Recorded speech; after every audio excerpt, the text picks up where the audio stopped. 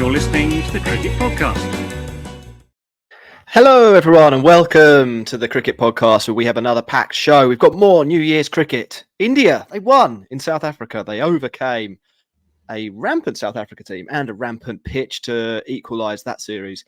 Australia, they're on the cusp of victory, I'm afraid, Pakistan fans, in a ding-dong of a test match at the SCG. In Dave Warner's last match, we've got the T20 schedule and we've got the ICC World Players of the Year, about 73 categories of that to get through and discuss. It's going to be pretty good fun. I'm Jack Hope. I'm joined by Ross Legg. How you doing, Ross? Yeah, all right. I'm a bit cold. Hence the woolly hat. Okay, and we've got Max Rowe-brown, hatless Max. Only hatless man on the podcast today, Max. How do you feel about that? Yeah, well, usually you're the only hatted man on the podcast, so I suppose it's nice to mix things up a bit, isn't it? Max is wearing a toupee. Floppy. I don't know if that's true. Ross is a fairly regular hat wearer.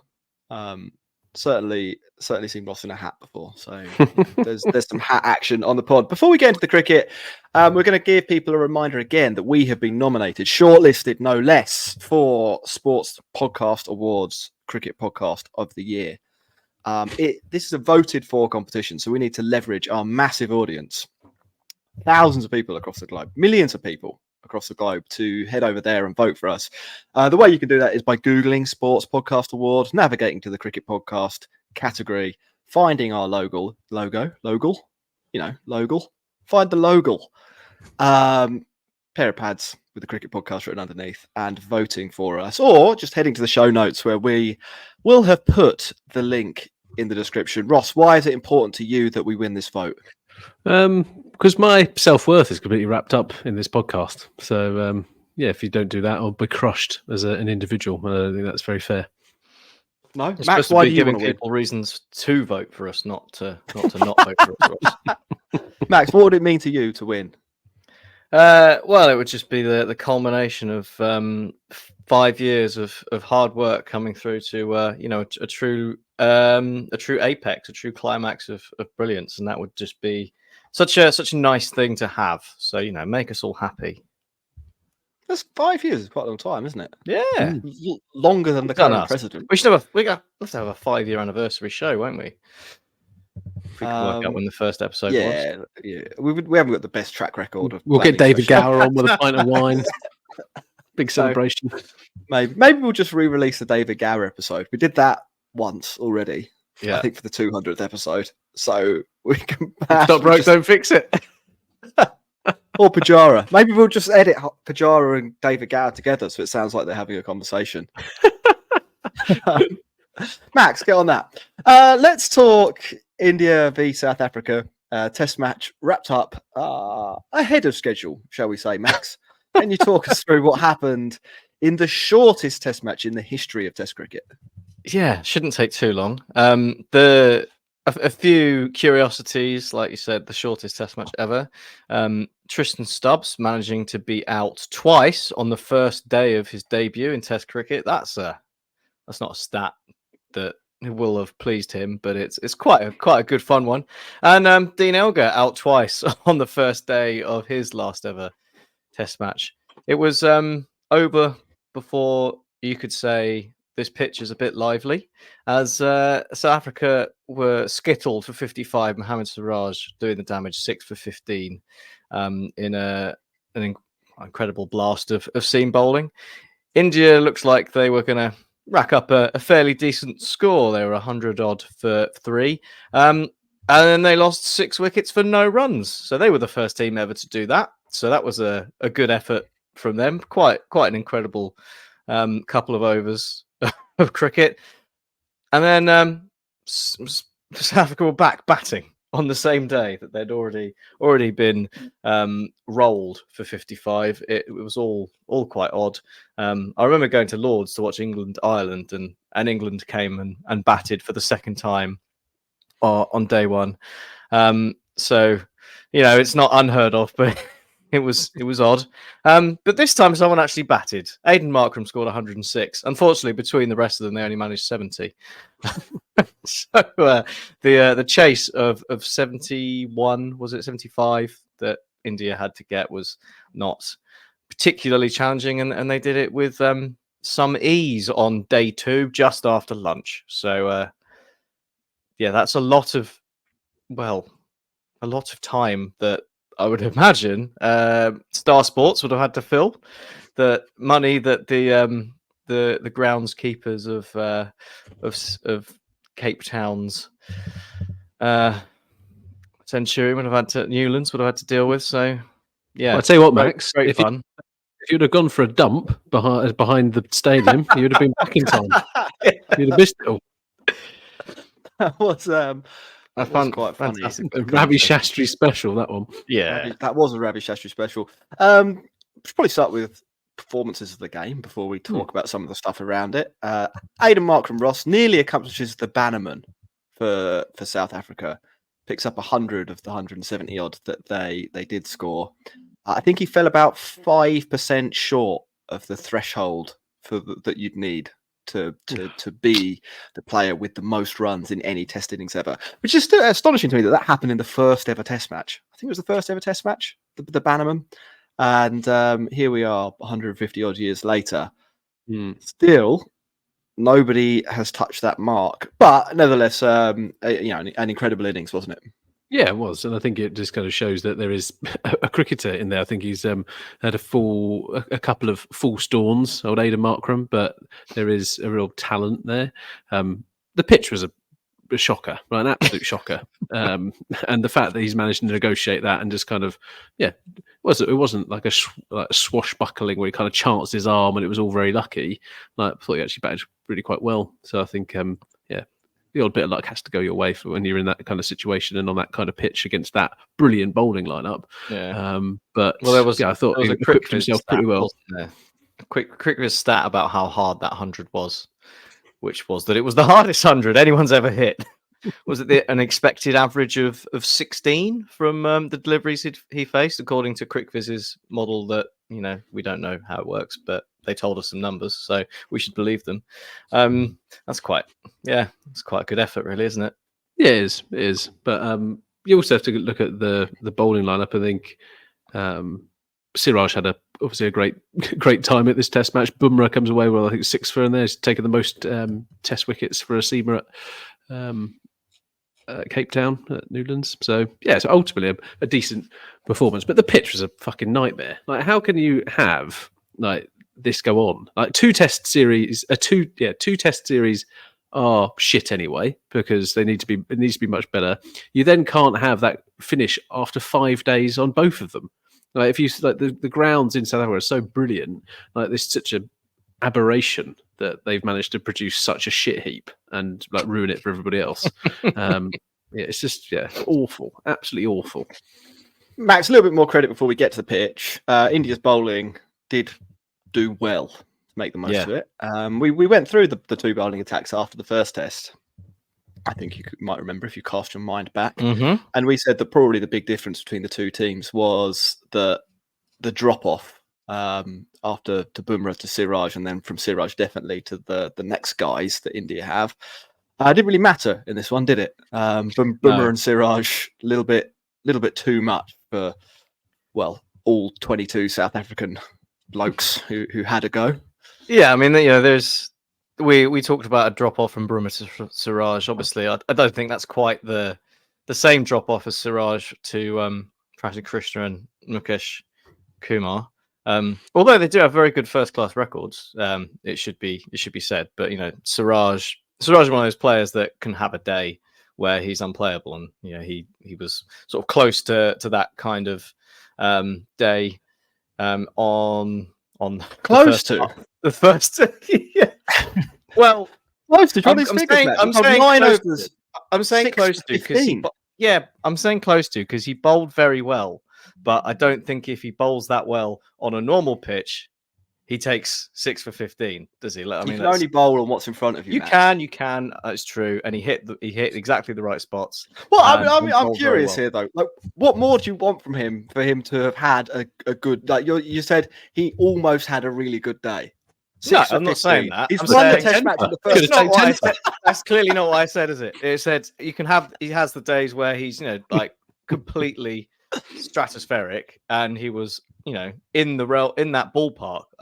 I think he's bowled better. I think he's had spells that have been more skillful and impressive and sort of aggressive in cricket in the past. That's not saying that this one wasn't really good. I'm just saying it's probably not the best he's ever bowled. It might be some of the best figures he'll ever get, but I'd just I'd say I think there is more that you can get from him.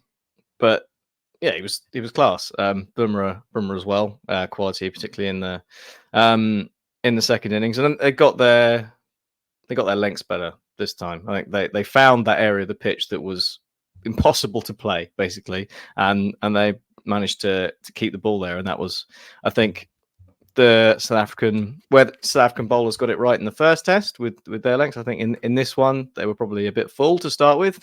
Then when they dragged it back, they took 6 wickets for no runs. So it was a bit India got it right this time, and it showed, obviously. Ruined Tristan Stubbs' debut, didn't they? Out twice in a day. Yeah, not ideal. Ross, you've been itching to talk about it, and I think it probably is the talking point from the match. Overhanging all of this is what was a bit of a bomb site of a wicket. 107 overs. It's not what you want to see, is it? If you're a purist. No, it's an absolute disgrace. No, it's just I think Rohit Sharma came out and said, "Oh, look, we've played on this. Now shut up about when India does it." That's not the right approach, I don't think, from Rohit Sharma. Like, the pitches are shit. Like, it doesn't make for a good spectacle, and the games are over in 2 days. It's not a question of whether it seems loads and you've taken loads of wickets, or it spin loads, you've taken loads of wickets. These are just really poor pitches. If you're playing a game which is supposed to last 5 days, the pitch should play its part in enabling that to happen. And ultimately here it was an absolute farce. Even the pitch in the first Test match wasn't brilliant either. All the money that's been invested in South Africa cricket, especially in the last 12 months around the South Africa 20 and trying to get it there. And then all the hoo-ha on, South Africa need to pick kind of a completely different team for their Test series with New Zealand, etc. It's just like, there's so many different moving parts at the moment. Getting the pitch right surely can't be that difficult, or at least getting a pitch that isn't such an aberration that you play 107 overs and then you're just like, well, that was pretty pointless, really, to kind of do it. So I think ultimately really quite disappointing for what is a marquee Test series. And I think I mentioned it earlier around it only having 2 tests as part of it is also really quite embarrassing. I know that India don't like going to South Africa because they never win there, but they should be going out and playing at least 3 games on there. But to do that, you need to be putting up the right facilities. I was at Newlands this time last year. It's a brilliant, brilliant place to watch cricket. Like, it really can't be that difficult to make a decent pitch. Yeah, it's a little bit of a shame. Max, I don't know if you saw what Rohit said. He said that they were happy to play on pitches like that, but that meant nobody in the world is allowed to complain when they go to India. Do you fall in the Rohit camp on this, that you're the home team, you can prepare what you like, or do you fall in the Ross camp on this?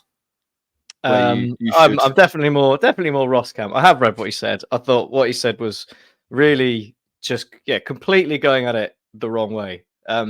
Starkey. I mean, he is right to call out double standards, right? There are double standards. I'm going to jump in. You finish your point. I'm going to jump in. I was going to people absolutely love to jump on a track in the subcontinent that spins and rips and things like that. And as soon as you do see a bit of misbehaviour, people like to call it out. Now, there are reasons people call it out, and some of it being historic evidence and a pattern of behaviour, but it is entirely fair to say that if people are going to be like that about India, they need to be the same about other conditions elsewhere. There's absolutely nothing wrong with pointing that out. What I have an issue with is like, well, I'm fine with playing on this impossible to bat on pitch. It's a real test.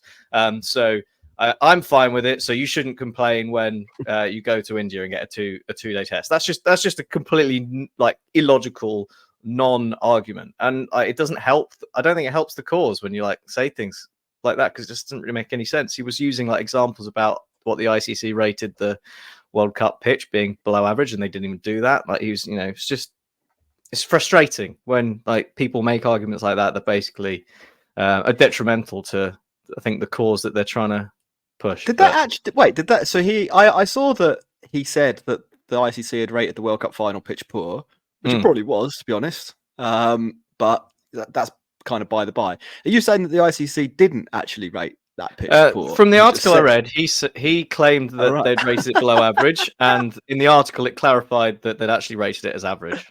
So that's good, isn't it? I mean, like, yeah, I'm kind of on board with the argument too. I think the point I was going to make, Max, when I jumped in then jumped out, was that I don't think there are any double standards here. I haven't seen anyone be like, yeah, Newlands, what an amazing pitch that was. What a spectacle of seam bowling we got to see. No, I'm not talking this in this particular circumstance. No, I mean more generally in cricket. But you can't. People love to what I'm saying is that Rohit is using an example of maybe one of the worst test pitches we've seen ever. As justification for some of the other worst pitches. Yeah, I mean it's a terrible argument to make. Like either your argument is the home team can prepare whatever they like and it doesn't matter, or if it's bad, call it out everywhere, like and try and make it better. Well, I'm in that camp. Yeah, I agree. But it should be difficult to play overseas. You should be playing in conditions that you're not familiar with. But that was a lottery, and no one wants to see a lottery. Yeah, would he have said that if India would have lost? I don't think he would. I don't think he comes out and says that. I think for like, I normally quite like what Rohit Sharma has to say on this occasion. Yeah, I'm not having it. Yeah, I don't think there's really anything you can do though. No one's in charge of this sport, so it's going to carry on. We can make noise. We can say it is ridiculous when the home team. I mean, they've obviously fucked up here. Like, it's not. Is it deliberate? I think there's a big difference as well, right? If it's deliberate, you're just like, that is completely unacceptable. This looks to me as deliberately rank hypocrisy, rank idiocy. No. I think they've 100% meant to prepare a pitch that was extremely bouncy and would wrap up in 3 days, and they've got it wrong. Like, I think doing that in the first place is a problem. Yeah, I completely agree. Like, yeah, the fact that they fucked up and they couldn't even cook it properly, and for that the incompetence, just like, how are you going to do this wrong? Is by the by. Like you will naturally, like, it is just a reality of the world, climates and soil and weather. Which is kind of wrapped up in climate as well, I suppose. If you want to be technical here, they're two different things. They are two different things. That you are going to end up with different surfaces and different conditions, different places in the world. But with that in mind, can we at least endeavour to make the pitches last 3.5 days? 3.5 day test. Is that too much to ask? Is it? Yeah, I think that's fair. 2.5 day test. I can live with that. Rain. I tell you what, live with the 2.5 day test every now and then. Like, it's not. I'm not going to castigate someone for that too much. It's not all the time. What I can't wait to see is South Africa 20 and the T20 being played on that pitch. You're going to be like, and 15 plays 17. Well done, and it's all over. Now that I want to see. That'd be great. Final thing on this on the pitch, but the South African coach afterwards said it came out, and he said, I haven't written his name down. I'm sure South African head coach. Said it undermined the skill and ethics of Test cricket and reduced it to a game of luck, which I think is something that he wouldn't have said had South Africa have won. But I think this is important as well, and I think this is a distinction here. This is why we're saying what we're saying, why I'm saying what I'm saying. Test cricket is different to the other formats of the game, and the more you create pitches like this, the more you do end up with slightly lottery-ish results. And I'm not saying that India didn't deserve to win. They did win. Then that means they did deserve to win. But Test cricket is supposed to be a game with less variance and a truer test of skill than a one-off game of T20 cricket. This is why in a T20 tournament you play 14 group games before you get to the playoffs, because there's like so much randomness in what can happen in each game. Whereas you can play 3 test matches, and by the end of the test series, you got a pretty good understanding of which one of those 2 teams is the best. When you have pitches like this, like you could play 100 matches on that, and it would end up 55-45 to one team, and I don't know which team would win. Like I don't think we've really learned anything, and I think you do undermine the point of the format a little bit. Anything else on India v South Africa? 1-1, pretty good result for India. They fly up the World Test Championship table. That's the other table. They're top now. The South African Nane Berg was pretty good. Nice to see kind of him in action, bit of a late bloomer kind of going. I think so. He's not a spring chicken, and it was quite enjoyable watching him play. And Dean Elgar, I think, not to be sniffed at. He's obviously retiring from Test cricket, and actually was a pretty good opening batsman if we're all said and done in this kind of era, averaging pretty much 38. A strike rate of 47, so he likes to take his time. That's cool. But he goes away with 14 centuries to his name, and it's been a thorn in the side of the likes of India across the years. So fair play to Dean Elgar. Little player of the series trophy in his back pocket as well for the 1 innings where he got more than 10. And that's the thing, Jack. If Siraj would have bowled a little bit better, he might have got it. So. Right, we're going to take a break. Then we're going to come back. We're going to talk Oz v Pakistan. And a bit later in the show, we've got the ICC awards for 2023. Get the confetti out. I said 2022. Yeah, get your confetti out. And there's another thing as well, but I've forgotten it. There's something else. The T20. T20 World Cup. That'll be quick. We can do that in about 3 sentences. See you in a sec.